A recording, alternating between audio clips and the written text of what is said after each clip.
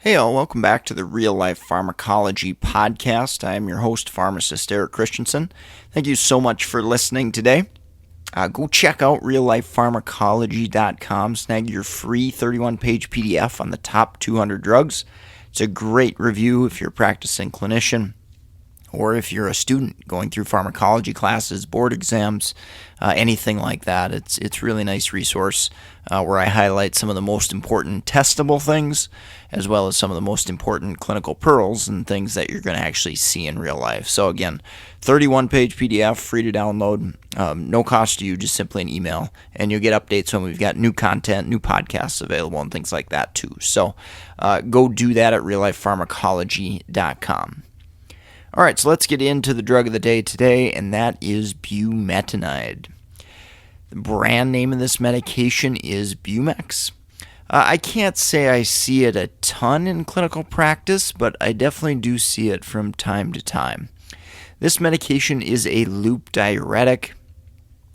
Primary use you're going to see it used for is edema.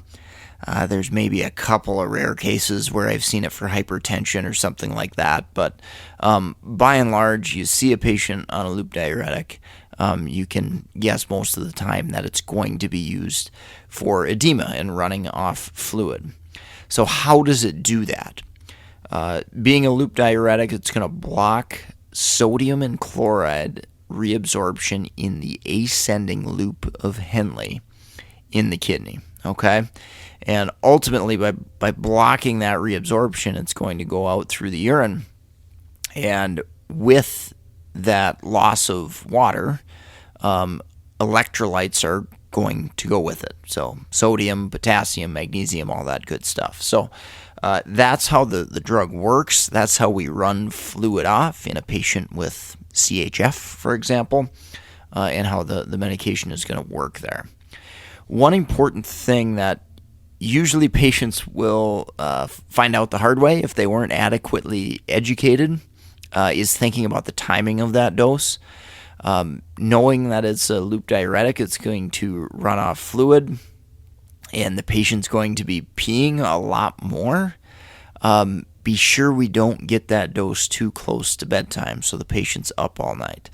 Now, usually it only takes once or twice for a patient to realize this, again, if they weren't properly educated, because they don't want to be up all night either, going to the bathroom. So that's one of the primary adverse effects that patients really care most about from a subjective situation. And it's always good to ask, too, if they're skipping doses of their diuretics, particularly if they're having trouble with edema. That's a good question to ask. How many times are you skipping it? Because folks in social situations won't want to have to go to the bathroom all the time, and so sometimes, depending upon how active they are and what they do out in the community and things like that, they will sometimes skip these doses, maybe multiple days per week. And so that can ultimately lead to a worsening of edema and potentially heart failure if you're using it for that situation, for example. So really, really important to remember that and the social constraints and issues associated with using a loop diuretic like bumetanide. Other adverse effects, muscle cramps. If I have a patient report that, I'm definitely going to want to get electrolytes as well, or at least make sure they've been done somewhat recently, because as we reduce electrolytes, as we get into a hypokalemic state, for example, the risk of muscle cramps and that adverse effect certainly goes up significantly. Running off fluid, we're going to drop blood pressure, so lower blood pressure could be a good thing, but it could be a bad thing too if we drop it too far. So pay attention to dizziness and significant drops in blood pressure that are just too low.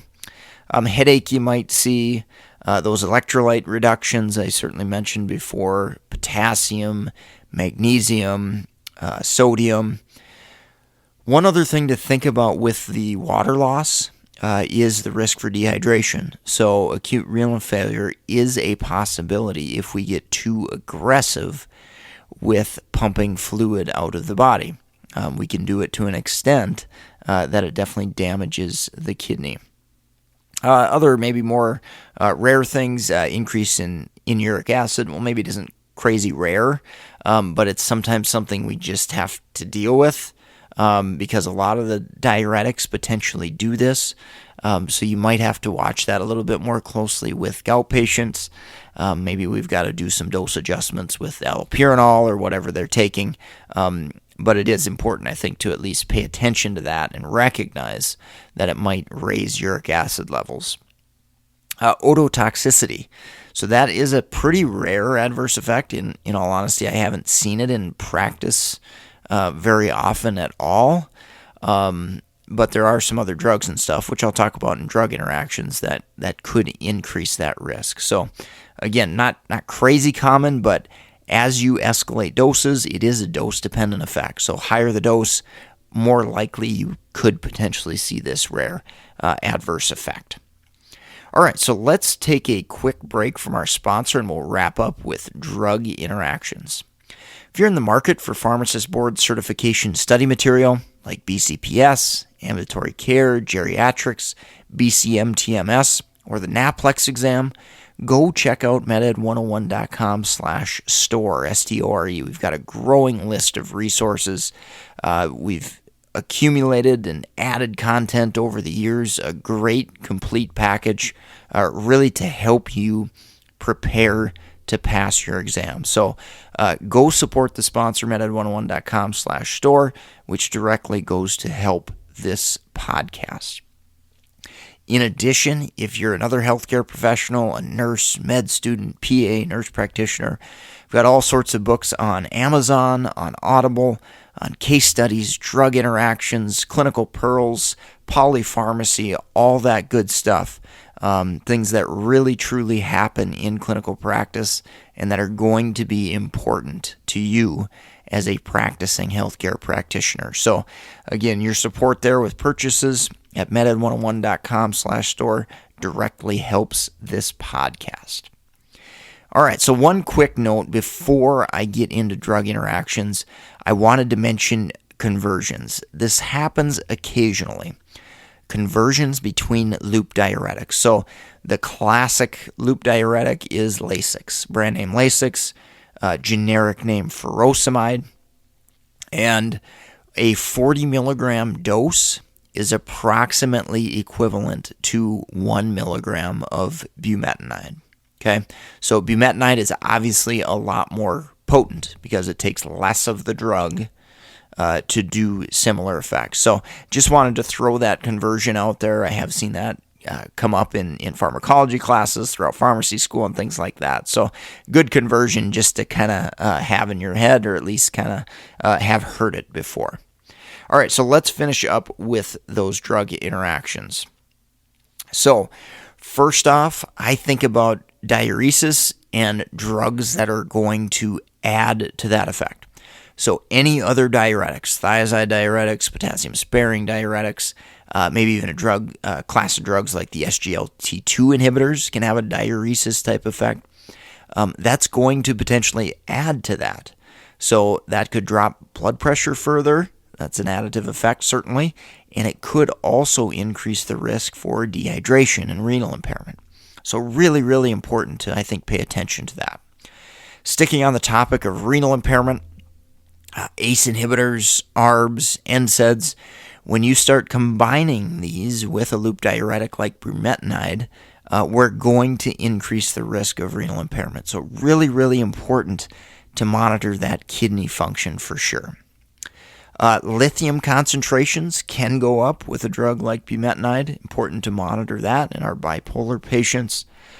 Blood pressure effect, I certainly mentioned already a little bit. Any blood pressure med we add is going to lower blood pressure further. We're probably intentionally trying to do that, but we can certainly lower it too far.